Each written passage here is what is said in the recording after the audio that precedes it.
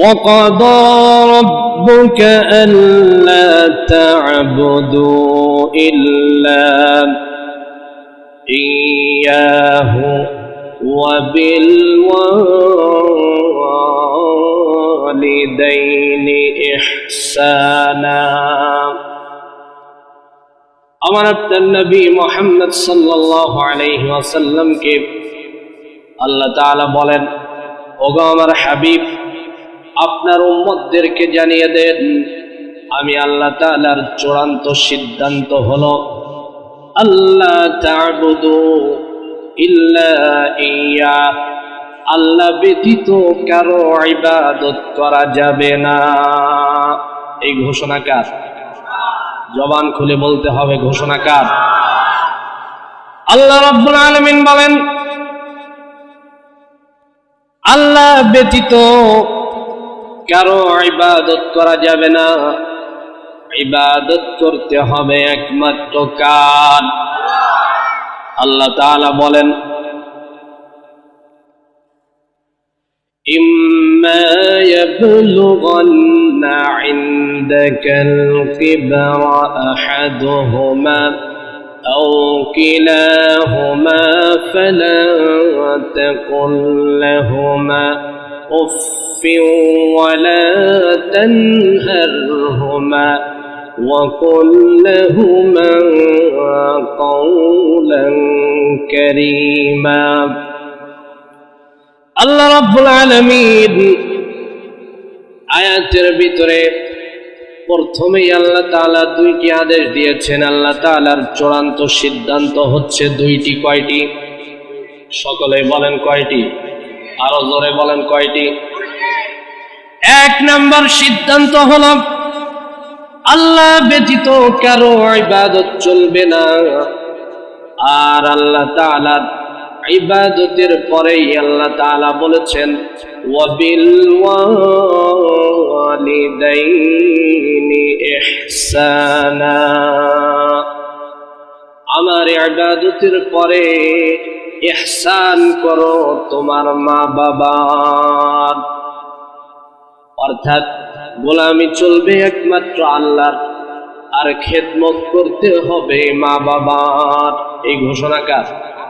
আরো জোরে বলেন কার? আল্লাহ রাব্বুল আলামিনের যত ইবাদত আছে, ইবাদতের অনেক ব্যাখ্যা রয়েছে, বিস্তারিত ব্যাখ্যার দিকে যাব না, শুধুমাত্র সংক্ষেপে বলে দেই, ইবাদত হচ্ছে ওই জিনিসের নাম আল্লাহ যা আদেশ করেছেন তা মেনে, যা নিষেধ করেছেন তা ছেড়ে দেওয়ার নামই হচ্ছে ইবাদত। আল্লাহ যা আদেশ করেছেন তা মানতে হবে, যা নিষেধ করেছেন তা ছেড়ে দিতে হবে। তার নাম কি? সকলে বলেন, তার নাম কি? ইবাদত। আল্লাহ রাব্বুল আলামিন দুনিয়ায় যত মানুষ সৃষ্টি করেছেন, আমি আপনি এখানে যারা উপস্থিত হয়েছি, চিল্লায় বলেন তো আমাদেরকে সৃষ্টি করেছেন কে? আর জোরে বলেন কে? শাহাদাত আঙ্গুলিটা উঁচা করেন, জোরে আওয়াজ দিয়ে বলেন আমাদের সৃষ্টিকর্তা কে? একমাত্র আল্লাহ। আল্লাহ ব্যতীত কেউ আমাকে আপনাকে সৃষ্টি করে নাই।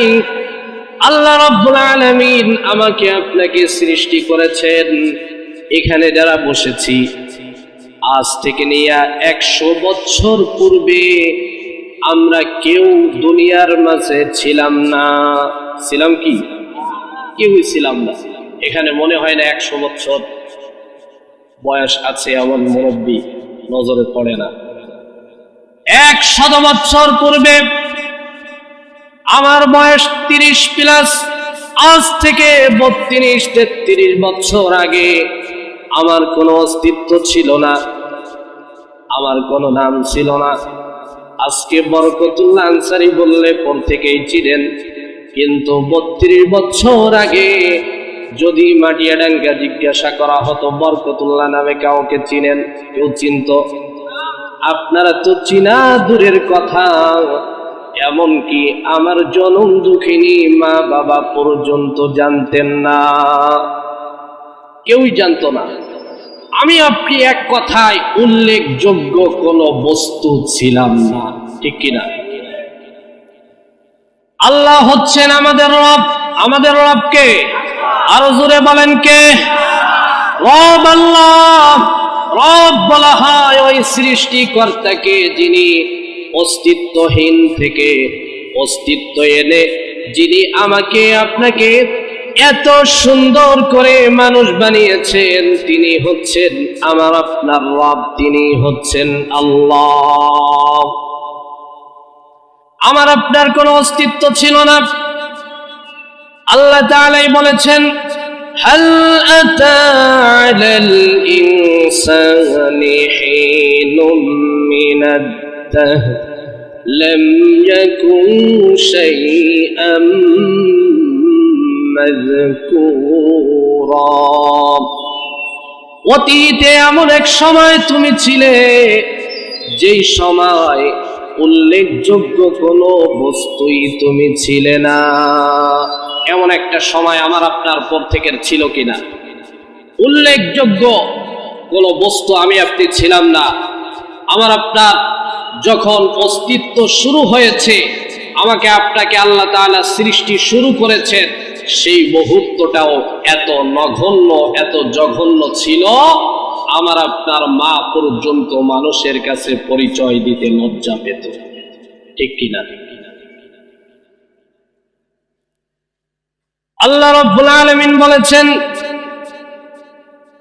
ইন্না খালাকনাল ইনসানা মিন নুতফাতিন আমশাজ নাবতালিহি ফাজআলনাহু সামিআন বাসীরা। প্রথমে আল্লাহ তাআলা বলেন, আমি আপনি উল্লেখযোগ্য কোনো বস্তু ছিলাম না। তারপরে আল্লাহ তাআলা বলেন, যেই উল্লেখযোগ্য বস্তু যা তুমি ছিলে সেটা হচ্ছে শুক্রকীট, অর্থাৎ নাপাক পানি তুমি ছিলে। ওই নাপাক পানির থেকে আমাকে আপনাকে এত সুন্দর দেহ দিয়ে কে মানুষ বানিয়েছেন? আল্লাহ রাব্বুল আলামিন আমাকে আপনাকে মানুষ বানিয়েছেন। আল্লাহ তাআলা তার ইবাদতের পরে আল্লাহ রাব্বুল আলামিন আমাকে আপনাকে মা বাবার খেদমতের কথা বলেছেন। আল্লাহর ইবাদতের মধ্যে নামাজ রয়েছে, হজ রয়েছে, যাকাত রয়েছে, সব আমল রয়েছে। আল্লাহ তাআলা তার ইবাদতের পরে অন্য কোনো সাবজেক্ট না নিয়ে মা বাবার খেদমতের কথা কেন বললেন? নিঃসন্দেহে মানুষকে সৃষ্টি করেছেন আল্লাহ, আর মানুষকে আল্লাহ তাআলা আসমান থেকে ডাইরেক্ট জমিনের ভিতরে পাঠান নাই, একটা মাধ্যমে পাঠিয়েছেন। সেই মাধ্যমটাই হচ্ছে মা আর বাবা, ঠিক কিনা? মা বাবার মাধ্যমে আল্লাহ তাআলা আমাকে আপনাকে দুনিয়ায় পাঠিয়েছেন। সৃষ্টি করেছেন কে? জবান খুলে বলেন, সৃষ্টি করেছেন কে? কার মাধ্যমে পাঠিয়েছেন? কার মাধ্যমে? মা আর বাবা। মা বাবা ছাড়া এখানে যারা বসছেন কেউ বলতে পারবেন আমি দুনিয়ার মুখ দেখেছি? কেউ আছি? আল্লাহ রাব্বুল আলামিন হযরতে আদম, হযরতে হাওয়া দুজনকে মা বাবা ছাড়া সৃষ্টি করেছেন, আর একজন পয়গম্বরকে আল্লাহ তাআলা বাবা ছাড়া সৃষ্টি করেছেন। তাছাড়া দুনিয়ার শুরু লগ্ন থেকে আজ পর্যন্ত যারা দুনিয়া আসছে, আসবে, প্রত্যেককে দুইজনের মাধ্যমেই দুনিয়ায় পাঠিয়েছেন, একজন মা আর একজন বাবা। আল্লাহ রাব্বুল আলামিন আমাকে আপনাকে কেমন করে সৃষ্টি করেছেন দেখেন। ওই আল্লাহর গোলামি করব না, ওই আল্লাহর ইবাদত করব না তো কার ইবাদত করব? আল্লাহ যদি আমাকে আপনাকে দয়া মায়া করে সৃষ্টি না করতেন আমার আপনার কিচ্ছুই করার ছিল না। ছিল কি? আল্লাহ রাব্বুল আলামিন বলেন, ثم خلقنا النطفة علقة فخلقنا العلقة مضغة فخلقنا المضغة عظاما فكسونا العظام لحما। তুমি একটু চিন্তা করে দেখো, তুমি ছিলে তোমার বাবার শুক্রকীট আর মায়ের ডিম্বাণু, দুই জিনিসকে আল্লাহ তাআলা একত্রিত করে মায়ের গর্ভের ভিতরে আল্লাহ তাআলা নাপাক পানির থেকে রক্তে রূপান্তরিত করেছেন। ওই নাপাক পানির থেকে রক্ত বানায়া, রক্তর থেকে আমার আপনার রব, আমার আপনার আল্লাহ গোশতের টুকরা বানিয়েছেন। গোশতের টুকরার থেকে আল্লাহ তাআলা বলেন, আমি হাড্ডিতে রূপান্তরিত করেছি। হাড্ডিগুলোকে আবার গোশত দ্বারা আবরণ দিয়ে, গোশত দ্বারা সাজিয়ে, যেখানে হাত লাগবে সেখানে হাত বানিয়েছি, যেখানে পা লাগবে সেখানে পা বানিয়েছি, মাথার জায়গায় মাথা দিয়েছি। সুন্দর একটা দেহ তৈরি করে আমি মায়ের গর্ভের ভিতরে তোমাকে রূহ দিয়েছি। রূহ আসার পরে দায়িত্বটা এখানেই শুধু শেষ করে দেই নাই, ওই গর্ভের ভিতরে তুমি কি খাবে, তুমি কিভাবে লালন পালন হবে। রূহ এসেছে, তোমার খাওয়ার প্রয়োজন ছিল, তখন তুমি কি খাবে? দুনিয়ার কোন মা বাবা, দুনিয়ার কোন নেতা নেত্রী, দুনিয়ার কোন লিডার, দুনিয়ার কোন ডাক্তার, ইঞ্জিনিয়ার, বৈজ্ঞানিক তোমার মায়ের গর্ভের ভিতরে তোমার খাদ্যের ব্যবস্থা করে নাই। ওই জায়গার ভিতরেও যিনি খাদ্যের ব্যবস্থা করেছেন তিনি আমাদের রব, তিনি হচ্ছেন আল্লাহ। আল্লাহ রাব্বুল আলামিন বলেন, আমি তোমার মায়ের গর্ভের ভিতরে তোমার মা জননীর মাসিককে বন্ধ করে দিয়ে, অসুখটাকে বন্ধ করে দিয়ে মায়ের নাড়ির সঙ্গে তোমার নাড়ির জয়েন্ট দিয়েছি। মায়ের শরীরের রক্তগুলা তোমার শরীরের ভিতরে পাস করে সাপ্লাই দিয়ে মায়ের গর্ভের ভিতরে তিল তিল করে আমি আল্লাহ তোমাকে বানিয়েছি। আল্লাহু আকবার বলেন। মায়ের এই গর্ভের ভিতরে আমার মালিক যদি আমার আপনার একটা চক্ষু যদি কেড়ে নিতেন, সারা পৃথিবীর সমস্ত চিকিৎসা বিজ্ঞান এক জায়গা হয়ে একটা চোখ দেওয়ার কোনো ক্ষমতা রাখে না, ঠিক কিনা? আল্লাহ যদি হাতের ভিতরে ডান হাতে কয়টা আঙ্গুলি দিয়েছেন? কয়টা? 5টার থেকে আল্লাহ যদি একটা কমিয়ে দিতেন, কোনো উপায় ছিল? দুনিয়ায় কেউ দিতে পারতো? 2টা হাত থেকে আল্লাহ যদি একটা হাত না দিতেন, পৃথিবীর কেউ এই হাতটা দেওয়ার ক্ষমতা রাখে? এত সুন্দর করে আমাকে আপনাকে যিনি বানিয়েছেন তিনি আমার আপনার, তিনি কে? আরো জোরে বলেন, তিনি কে? আল্লাহ। ওই আল্লাহ রাব্বুল আলামিন আমাকে আপনাকে যেই মা বাবার মাধ্যমে দুনিয়ায় পাঠিয়েছেন, আল্লাহ তাআলা বলেন, বান্দা আনিশকুরলি ওয়ালি ওয়ালিদাইক, দুনিয়ায় যাওয়ার পরে আমি রব তোকে সৃষ্টি করেছি, আমার নাশুকরিপানা করবি না। আর যেই মা বাবার মাধ্যমে তোকে দুনিয়ার মুখ দেখিয়েছি, ওই মা বাবারও খবরদার নাশুকরিপানা করিস। সুবহানাল্লাহ বলেন। আল্লাহ তাআলা কত দয়ার আল্লাহ, কত মায়ার আল্লাহ। আমার আপনার মা বাবার জন্য আল্লাহ তাআলা শরীয়তের ভিতরে এত সুন্দর বিধান দিয়েছেন, যা ইসলাম ধর্ম ছাড়া অন্য কোথাও মা বাবার খেদমত সম্পর্কে এত চমৎকার বিধান নাই। সুবহানাল্লাহ বলেন। আল্লাহ রাব্বুল আলামিন বলেছেন, হে আমার বান্দা, আমি আল্লাহ তোমাকে সৃষ্টি করলাম, যেই মা বাবার মাধ্যমে দুনিয়ায় তোমাকে পাঠিয়েছি। তোমার মা জননী 1-2 দিন নয়, 1-2টা রাত নয়, মাসের উপরে মাস, 6 মাস থেকে 10 মাস পর্যন্ত তোমাকে গর্ভে ধারণ করেছে। বড় কষ্ট করে তোমাকে তোমার মা জননী বড় কষ্ট সহ্য করে প্রসব বেদনা সহ্য করে তোমাকে প্রসব করেছে। ওই মা জননী আর যেই বাবার কারণে তুমি দুনিয়ার মুখ দেখেছো, খবরদার ওই মা বাবাকে দুনিয়ার মধ্যে বলে যেও না। আল্লাহ রাব্বুল আলামিন তার ইবাদত করা, তার গোলামি করা যেমন করে বান্দার উপরে ফরজ করে দিয়েছেন, বান্দির উপরে ফরজ করে দিয়েছেন, তেমনি ভাবে মা বাবার খেদমতকেও আমার আল্লাহ ফরজ করে দিয়েছেন। মা বাবার খেদমত করা কি সুন্নাত নফল? জবান খুলে বলেন, মা বাবার খেদমত করা কি?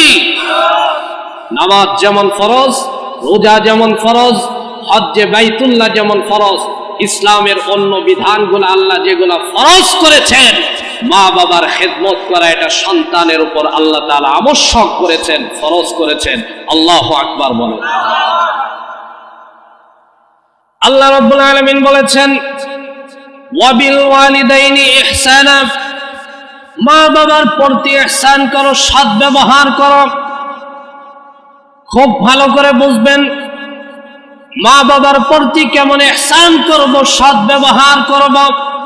আমার আল্লাহ তাআলা নিজেই সেই বয়ানটা কোরআনুল কারীমের মধ্যে বলেছেন। আল্লাহ তাআলা বলেন, ইম্মা ইয়াবলুগান্না ইনদাকাল কিবরা আহাদুহুমা আও কিলাহুমা ফালা তাকুন লাহুমা উফ। আল্লাহ রাব্বুল আলামিন বলেন, হে দুনিয়ার মানব জাতি, তোমার জীবন দশায় তোমার মা অথবা তোমার বাবা দুইজনের একজন অথবা উভয়জন যদি বার্ধক্যে উপনীত হয়ে যায়, তোমার কাঁধের উপরে যদি তারা সওয়ার হয়, অর্থাৎ তুমি যেমন করে ছোট্টবেলায় তোমার মা বাবার মুখাপেক্ষী ছিলে, মা বাবা ছাড়া তুমি চলতে পারতে না, খাইতে পারতে না, তোমাকে খাওয়াইছে, লালন পালন করেছে তোমার মা আর তোমার বাবা। বৃদ্ধ বয়সে মা বাবার অবস্থা এমন হয়ে যায়, তারাও তাদের কলিজার টুকরা সন্তান ছাড়া চলতে পারে না, তাদের শক্তি কমে যায়। এটাও আল্লাহ তাআলার একটা নিদর্শন। আল্লাহ তাআলা এমন পাওয়ারফুল মালিক, আল্লাহ যাকে সবল করেন তাকে কেউ দুর্বল করতে পারে না, আর আমার আল্লাহ যাকে দুর্বল করেন তাকে কেউ সবল করতে পারে না। ছোট বাচ্চা যখন ছিলাম আমি আপনি, আমার আপনার মুখের ভিতরে দুর্গন্ধ ছিল কিনা? কিন্তু আল্লাহ তাআলা মা বাবার কলিজার ভিতরে আমার আপনার এমন মহাব্বত দিয়েছিলেন, ওই দুর্গন্ধ অবস্থায় একবার দুইবার নয়, অসংখ্য অগণিত বার মা বাবা আমার আপনার মুখের ভিতরে চুমা খেত। ওই আল্লাহ তাআলা আমাকে আপনাকে বৃদ্ধ বয়সে এমন দুর্বল করেছেন, বৃদ্ধ বয়সেও আমার আপনার মুখের ভিতরে দুর্গন্ধ হবে, কিন্তু এই দুর্গন্ধটা এমন দুর্গন্ধ পৃথিবীর কোনো মানুষ তখন চুমা খায় না। এতটা দুর্বল কে করেছেন? কে করেছেন? আল্লাহ করেছেন। আল্লাহ বলেন, এমন দুর্বল যখন মা বাবা তোমার সামনে হয়ে যাবে, আল্লাহ তাআলা একটি আদেশ করেছেন, মা বাবা ওই সময় সব কাজের ভিতরে তোমার সাহায্য চাইবে, তোমার সহযোগিতা চাইবে। মা বাবার এমন দুর্বল টাইমে মা বাবার খেদমত করতে গিয়া ও দুনিয়ার মানুষ কখনোই বিরক্তি হয়ে শব্দটা পর্যন্ত বলবে না। সুবহানাল্লাহ বলবেন না? শব্দ, বিরক্তি অনুভব, কত কষ্ট করতেছি, আমার অনেক কষ্ট হয়ে যাচ্ছে, মা বাবা তোমার জন্য কত কষ্ট করতেছি, আর পারতেছি না, এ ধরনের কোনো কথাবার্তা বলা তো দূরের কথা, ইঙ্গিতেও অনিচ্ছাকৃত ভাবেও জবান দিয়া শব্দ বের করা সন্তানের জন্য হারাম করে দিয়েছেন কে? আরো জোরে বলেন কে? আল্লাহ রাব্বুল আলামিন কত দয়ার মালিক, চিন্তা করে দেখেন। শুধু শব্দ বলবা না, এতটুক বলে শেষ করেন নাই, বয়ান আরো লম্বা করেছেন।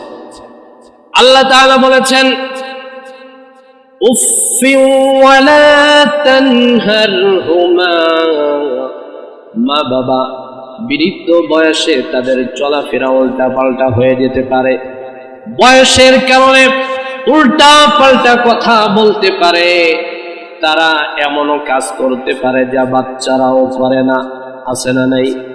ও সন্তান, এমন অবস্থা যদি তোমার সামনে হয়ে যায়, ওয়ালা তানহারহুমা, খবরদার তাদেরকে ধমক দিও না। সুবহানাল্লাহি ওয়া বিহামদিহি, সুবহানাল্লাহ। আল্লাহ তাআলা কত মহান, কত মহিমা। আল্লাহ তাআলা তাদেরকে ধমক দিতে নিষেধ করেছেন। সুবহানাল্লাহ।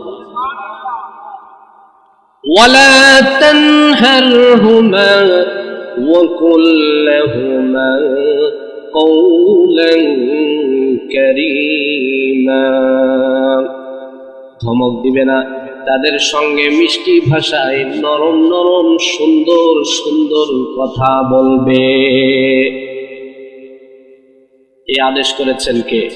ধমক দেওয়া যাবে না, কথা যা বলবে সুন্দর নরম ভাষায় বুঝিয়ে, যেভাবে মা বাবা ছোট্টবেলায় আমাকে আপনাকে বারবার একই প্রশ্নের জবাব দিয়েছে, কখনো বিরক্ত হই নাই, আমাকে আপনাকেও তেমনি ভাবে মা বাবার খেদমত করতে হবে, কথা শুনতে হবে, তাদেরকে ধমক দেওয়া যাবে না, নরম সুরে মিষ্টি ভাষায় বুঝিয়ে বুঝিয়ে কথা বলতে হবে। আল্লাহু আকবার বলেন। আল্লাহ রাব্বুল আলামিন তারপরে বলেন, ওয়াখফিদ লাহুমা জানাহাজ যুল্লি মিনার রাহমাহ, আল্লাহ তাআলা বলেন তাদের সামনে সর্ব অবস্থায় করুণ ভাবে বিনয়ের ডানা বিছিয়ে দিতে হবে। অর্থাৎ তোমার শরীরের যত শক্তি আছে, তুমি এটা মনে করো না যে তুমি আজকে ডাক্তার হয়েছো, ইঞ্জিনিয়ার হয়েছো, বড় আলেম, মুফতি, মুহাদ্দিস হয়েছো, মা বাবার সামনে তুমি হেডাম দেখাবা। এই হেডাম দেখানো চলবে না। তুমি সব সময় মনে রাখবা, এই মা বাবার মাধ্যমেই, যদিও মা বাবা অশিক্ষিত, মূর্খও হয়, লেখাপড়া নাও জানে, তারপরও সে তোমার মা বাবা, এ কথা ভুলে গেলে চলবে না। যত তোমার দাপট থাকুক, যত বড় নেতা হও, যত টাকা থাকুক, যত শিক্ষা থাকুক, মা বাবার সামনে এগুলার বড়াই করা যাবে না, তাদের সামনে নত হয়ে থাকতে হবে। আল্লাহু আকবার বলেন। শুধু দায়িত্ব এখানে শেষ? ভালো রাখা না রাখার মালিককে। আরো জোরে কর। আপনাদের কি কষ্ট হচ্ছে? পিছনের ভাইদের কষ্ট হচ্ছে? হাত তুলে দেখান কাদের কষ্ট হয়। তারপরে আল্লাহ তাআলা দায়িত্ব শেষ করে দেন নাই, তোমার মা বাবা জীবিত থাকুক আর মারা যাক, আল্লাহ তাআলা শিখাই দিলেন, আমি আল্লাহর কাছে দোয়া করবে, ওয়াকুর রব্বিরহামহুমা কামা রব্বায়ানি সগীরা। পড়েন সবাই, রব্বিরহামহুমা কামা রব্বায়ানি সগীরা। মা বাবার জন্য দোয়া করা আমার আপনার কর্তব্য, কিন্তু এখানে অনেক মানুষ আমরা আছি, বছরের পর বছর চলে যায়, মা বাবার জন্য কখনো আমরা হাত তুলি না, খবর জিয়ারত করি না। এটা আমার আপনার জন্য বড় দুঃখের বিষয়। শুনে রাখেন, মা বাবা এমন দামি নিয়ামত, দুনিয়ার মধ্যে তারাই বোঝে যাদের মা বাবা দুনিয়ার থেকে বিদায় নিয়ে চলে গেছে। আজকে আমার কলিজা ফেটে যায়, কোনোদিনও ভাবি নাই এত অল্প সময়ের মধ্যে আমার পাশে গ্রামে যখন মাহফিল করতাম, সভাপতির চেয়ারে বাবা থাকতো, আজকে সেই বাবা নাই। মা জননী প্রত্যেকটা মাহফিলের সময় আমার সঙ্গে বাড়ির থেকে এখানে আসতো। বলতাম, মা তোমার অন্ধকারে যাওয়ার দরকার নাই, একটা কথাই বলতো, দুনিয়ায় কারোর বয়ান না শুনলেও, তোর বয়ান না শুনলে আমার কলিজা ঠান্ডা হয় না। আমাকে নিয়ে আমার চাচা জাফর শেখের বাড়ি পর্যন্ত আসতো চাচির সঙ্গে দেখা করাতো। চাচিও প্রত্যেক মাহফিলে দোয়া চাইতো, বাবা দোয়া করো তোমার ভাই জাহিদের জন্য। মা কেমন দামি নিয়ামত! আমার যুবক ভাইদেরকে বলবো খুব ভালো করে শোনো। আমার ওই চাচিও জানে আজকে মনে হয় তার মা নাই, সে মনে হয় আমার বাড়ির উপর দিয়া যাবে না। কোন যুবক এখন পর্যন্ত আমার কাছে আসে নাই যে ভাই দোয়া করেন আমার বাবার জন্য, আমার মার জন্য, কেউ দোয়া চাও নেই। কিন্তু আমার ওই চাচি দিনের বেলায় বাড়িতে গিয়া বলে এসেছে আমার সন্তান জাহিদের জন্য যেন দোয়া করতে ভুলে না। এটাই মা বাবার পরিচয়। ওই মা বাবার জন্য চোখের পানি ছেড়ে দোয়া করবেন। মাঝে মধ্যে একা একা মার কবরের কাছে যাইবেন, মার জন্য কেমন কান্না সে ওখানে গিয়া দেখবেন। গত মাসের মধ্যে নড়াইল একটা মাহফিল ছিল, ঢাকার থেকে আসছে। রাত্রে ৩টার সময় আমি গ্রামে ঢুকেছি, গ্রামের কেউ জানে না গাড়ি নিয়ে এখানে আসছে। ড্রাইভারকে বললাম আধা ঘন্টা সময় লাগবে, তুমি একটু রেস্ট নাও। মা বাবার কবরের পাশে গিয়া বসলাম। গভীর রাত্রে মা বাবাকে লক্ষ্য করে বললাম, হয়তো মনের মধ্যে প্রশ্ন জাগতে পারে মৃত্যু ব্যক্তি কি কথা শুনে। নবীজি বলেন, তোমরা যখন কবরের কাছে গিয়ে মাইয়াতকে সালাম দাও, ওই ব্যক্তি এমন ভাবেই তোমার সালাম শুনতে পায় যেমনি ভাবে দুনিয়ায় শুনতে পেত। ওই মা বাবার কবরের কাছে যাও। আর মা বাবা তো সাধারণ কোনো সম্পদ নয়। মা বাবা, মা এমন এক সম্পদ, নবী বলেছেন আল জান্নাতু তাহতা আকদামিল উম্মাহাত। ও আমার উম্মতেরা শুনে রাখো, তোমার জান্নাত আল্লাহ তাআলা তোমার মায়ের কদমের নিচেই রেখে দিয়েছেন। আমি যতবার বাড়িতে এসেছি, রাত 1টা হোক 2টা হোক, কোনোদিন দেখি নাই মা তুমি ঘুমিয়ে আছো। ও জনম দুঃখিনী মা, আজকে রাত 3টার সময় বাড়িতে আসলাম, বাড়ির দরজায় এসে বসে আছি, কবরের পাশে বসে বসে তোমাকে ডাকতেছি। কেন আমার সালামের জবাব দাও না? কেন আমার কথা একটু জবাব দাও না? মা জননী এমন জায়গায় চলে গেছে, কাতারে বসে বসে মার সঙ্গে বাবার সঙ্গে কথা বলেছি, কিন্তু বাড়ির পাশে মাত্র 3.5 হাত কবরের মধ্যে আজকে 2 বছরের বেশি ওখানে ঘুমিয়ে আছে। একটিবারের জন্য জানতে পারলাম না মা জননী কেমন আছে।